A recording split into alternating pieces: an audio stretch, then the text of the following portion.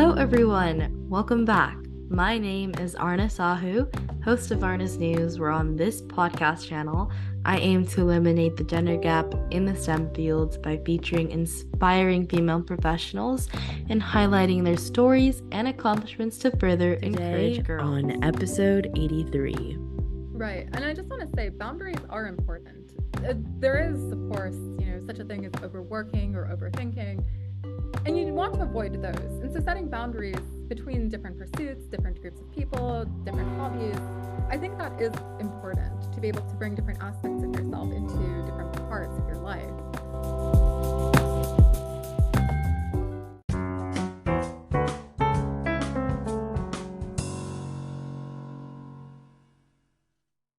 Today, on episode 83, I'm pleased to announce our guest, Lucia Mocz.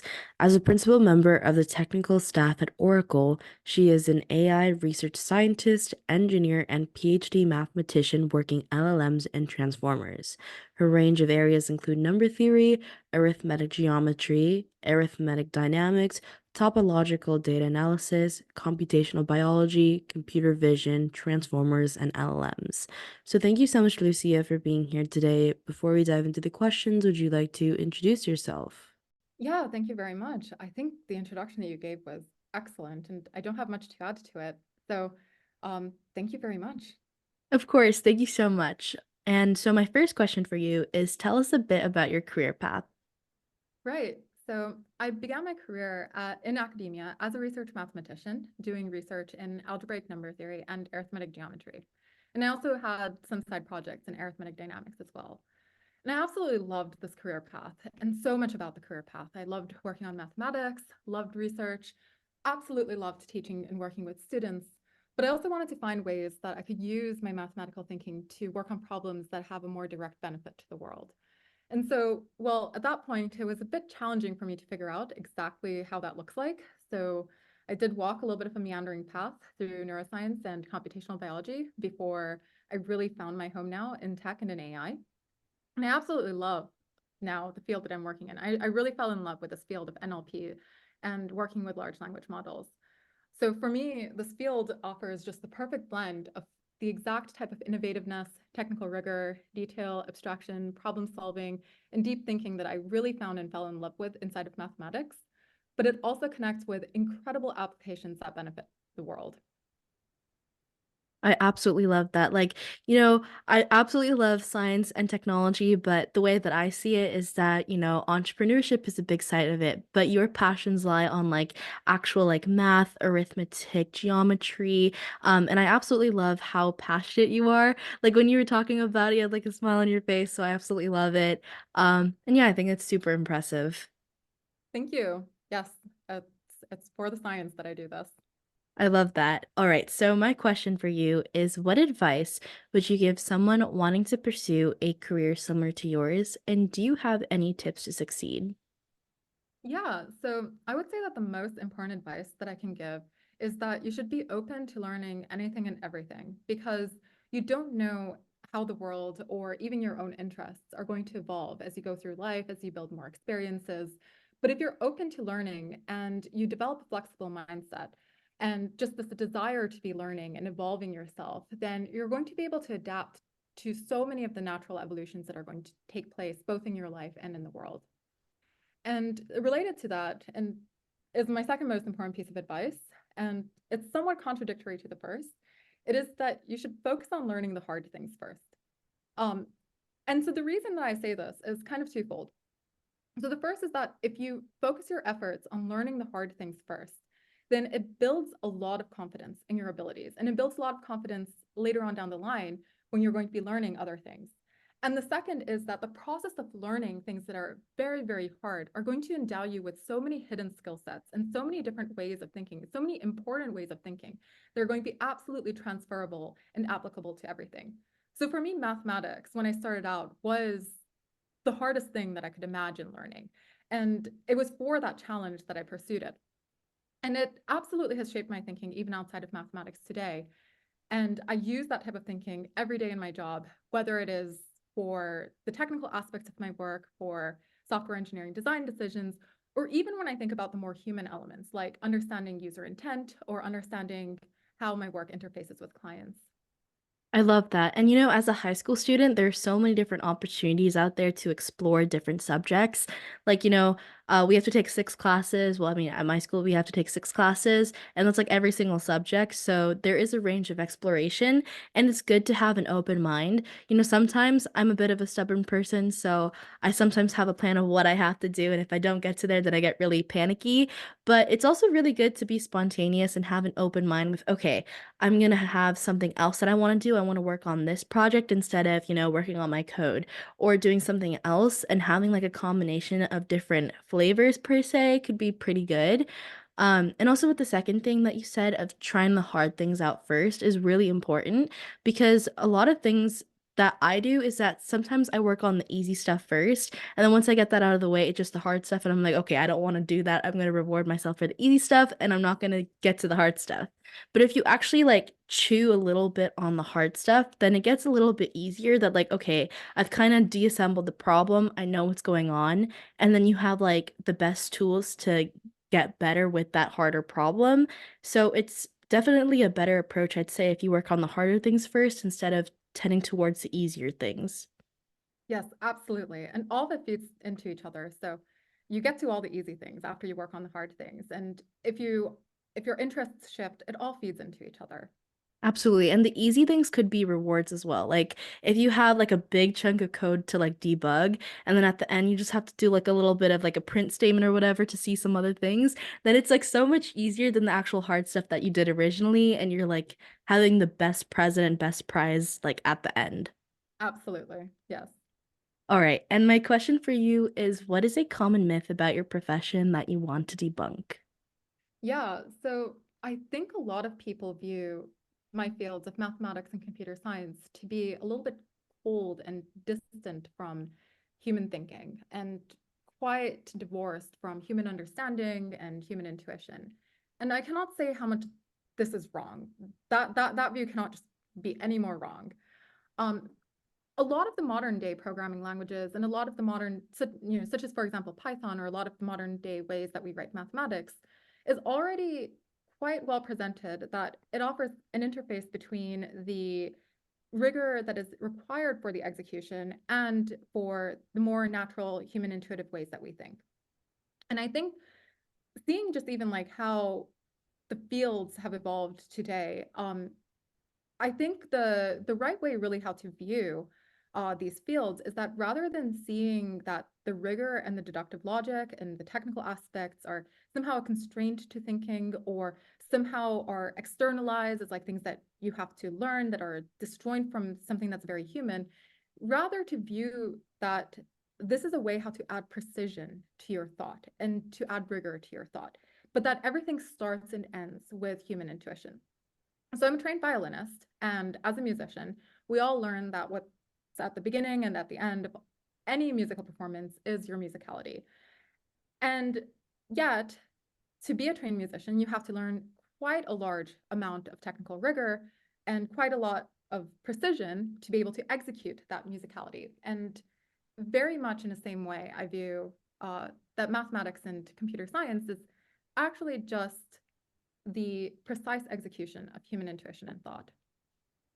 I love that because I'm taking AP Comp Sci right now, as like a sophomore, and a lot of people think that it's like a really nerdy class. Like it's one of the only computer science classes offered at my school.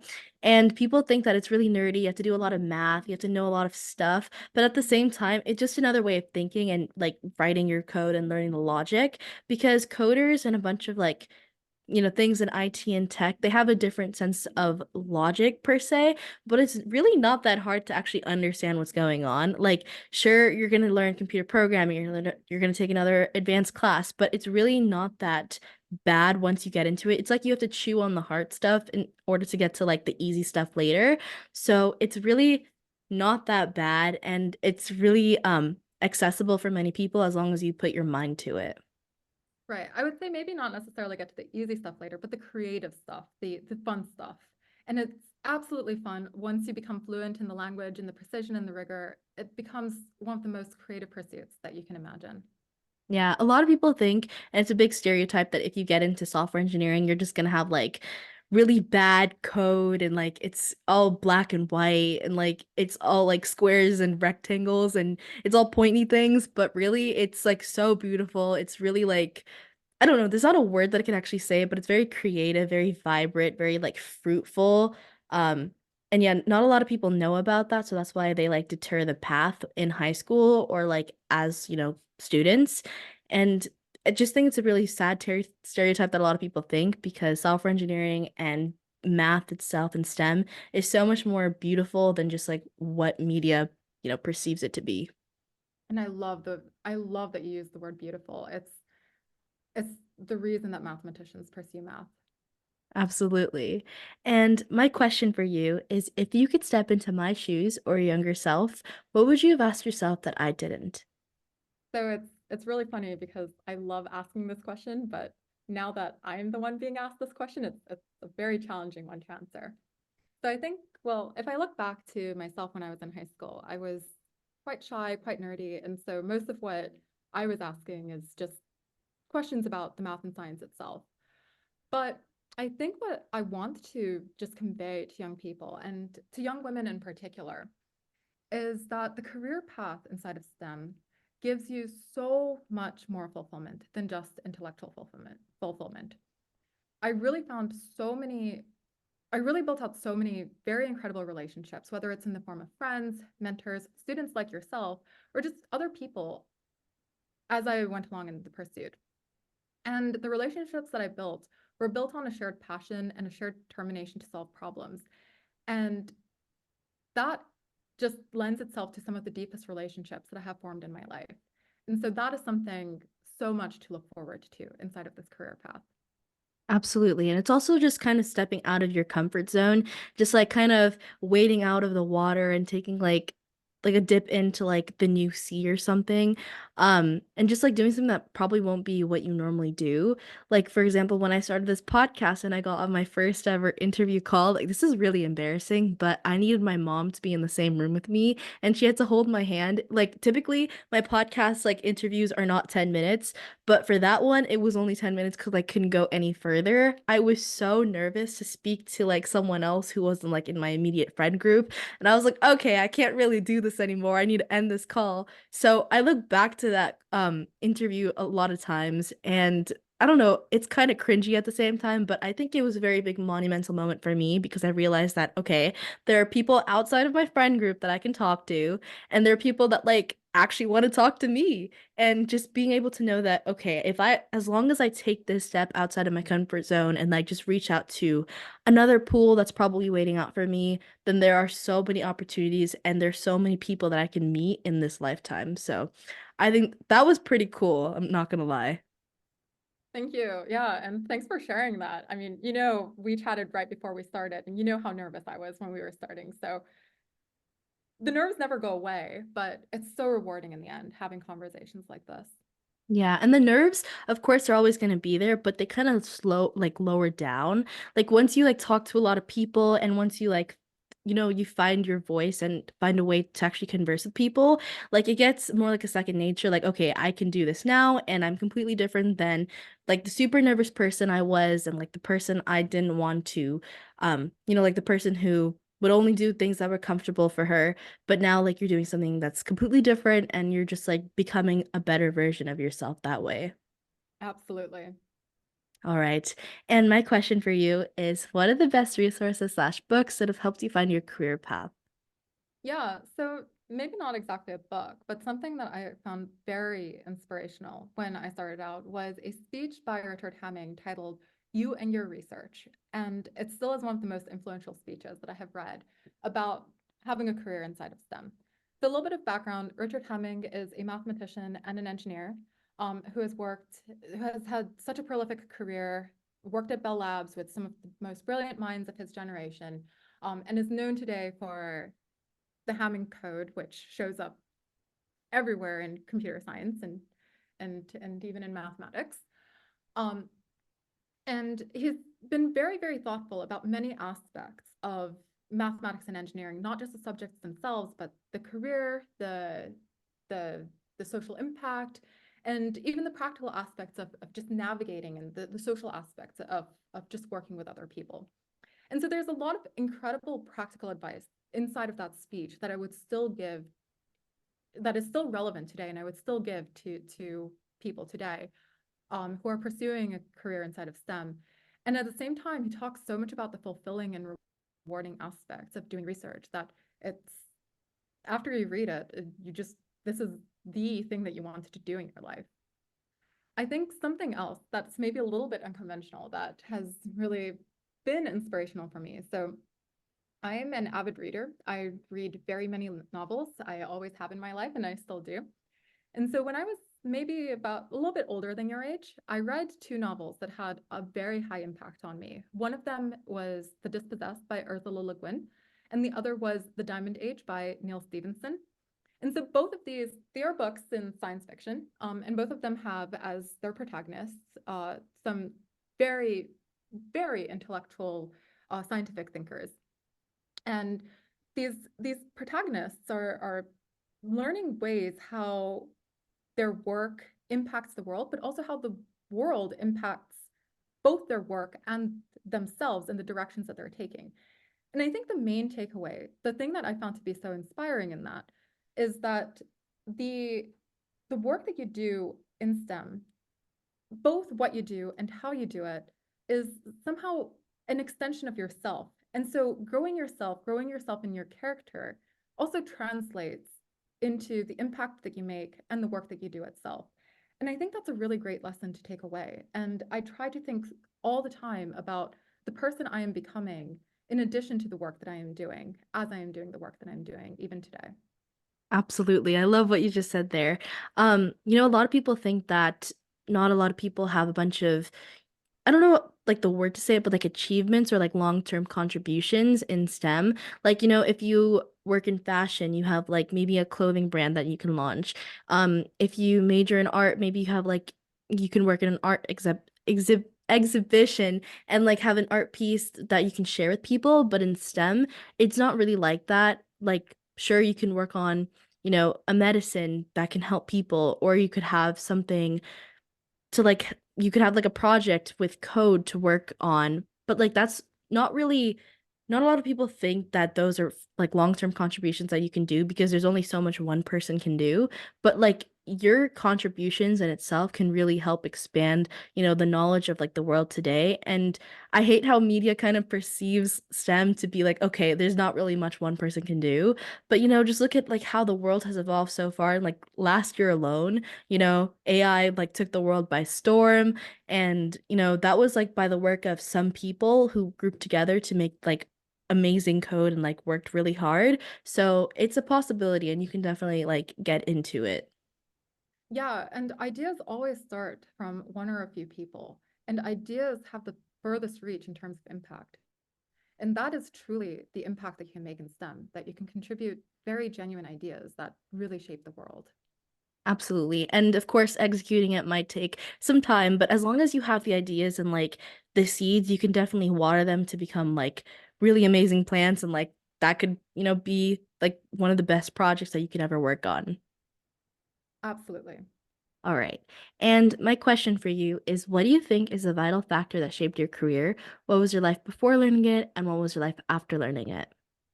Yeah, so this is a very challenging question because it's always hard to pinpoint at any point in time what are the vital factors that have caused the changes that either, well, you wanted or maybe even not wanted to see.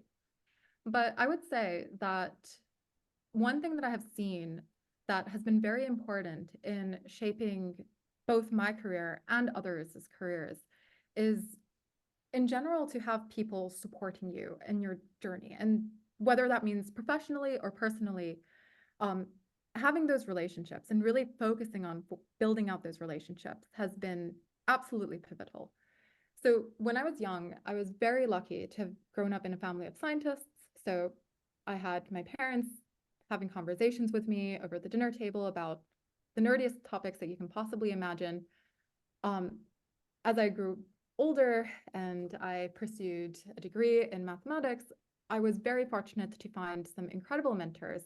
And it was just very natural for me to feel very much at home amongst, well, so to say, nerds who were all very passionate about the work that they were doing. But there came a point in my career that I did find myself to be quite isolated. And I think that was the point that I realized that many of these things that kind of came natural to me, or as far as like forming relationships, forming connections with other people earlier, you actually do have to work on that. That it's it's an effort that you do need to consciously put effort and that you do need to consciously make in building your career and also in building your life. And building out that trust and building out that connection with other people, it just opens other people up that people also become more innovative when you do build out very good relationships with other people. They're going to be way more willing to be creative, way more willing to be working with you on problems, way more willing to be vulnerable with you as well. And working in the STEM fields, working on any of these types of problems, it does require quite a lot of vulnerability. You're going to be making mistakes all the time. You're going to be making incorrect assumptions. You're going to mess up. And so having those relationships too, when you do mess up, both in large and small ways, incredibly helps with moving forward, and not just with moving forward from the mistakes, but also finding the truth and the corrections inside of those mistakes in order to keep the innovation going. Absolutely. And it might seem like a bit of a reality check or like kind of hard to think that, oh, you need to have these relationships. And it's good to have someone to like lean on because if you're someone who's really independent and think that, okay, there's no need for me to talk to someone because I can just figure it out on my own, like, sure, that is true to an extent, but at one point or another, you're going to burn out, you're going to fall. And it's good to have those relationships to be to lean on and to have as your safety net. Because honestly, that's what humans do. We kind of rely on each other, and that's like kind of where we get our strength from. Yes, that is absolutely correct. All right, so my last question for you is how do you continue to learn in order to stay on top of things within your role? Yeah, so I think that I live and breathe for learning, and I cannot imagine having a job in which I'm not being maximally challenged to learn at any point in time. And so it's exactly this aspect of a job that I would be continually learning that attracted me to research and to tech, to AI, to every field that I have pursued. Um, and it's so integrated at this point in my life that honestly, I wake up on Sunday mornings reading archive papers from my bed, and it's just such a regular part of my life. So I don't think that there's actually a real secret or a method to it to try to stay on top of your learning. I think that you should try to integrate your natural sense of curiosity for learning into the roles that you have and to really build on this deep desire that honestly all humans have to be learning. And once you tap into that and once you become comfortable with tapping into that, the rest honestly just follows. And I think for my career, no matter what my next role is, no matter how it evolves, I think I'm always going to be seeking out roles in which I can voraciously learn as much as possible. I love that because what I do is that I compartmentalize like a bunch of different things. Like, okay, my friends from this group I'm gonna keep here, my friends from that group I'm gonna keep here. But like what you do is that, you just said you read your archive papers like when on Sunday mornings, and that's such a big part of, your daily routine because you blend things together. So being able to blend different groups and different like things like your professional life, yet your personal life can really just like bring harmony in a sense because it's good to not compartmentalize, but that's what I do. So it's a little bit of a habit that I need to work on. But it's good to blend things together and it's good to like know that okay, you can have things together and it's okay not to separate two things. Right. And I just want to say boundaries are important. There is, of course, such a thing as overworking or overthinking, and you want to avoid those. And so setting boundaries between different pursuits, different groups of people, different hobbies, I think that is important to be able to bring different aspects of yourself into different parts of your life.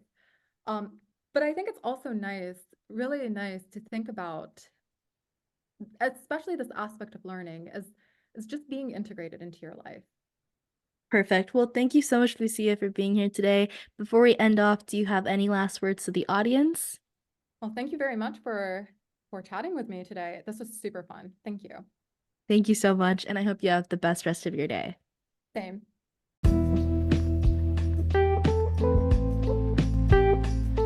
And here are my 3 cents on this episode with Lucia. 1. Trying the hard things first. When you tackle challenging tasks head on, you develop resilience, and facing difficulties early on can strengthen your ability to overcome obstacles in the future. 2. Building shared interest type relationships. These deeper connections can allow you to have shared interests, which will provide a strong foundation for building meaningful relationships. When you connect with others over common hobbies or passions, it fosters a sense of camaraderie and understanding. And 3. Keeping good boundaries, which is self-preservation at its key. Establishing boundaries is essential for maintaining your mental, emotional, and physical well-being. It enables you to protect your personal space and energy, preventing burnout and resentment.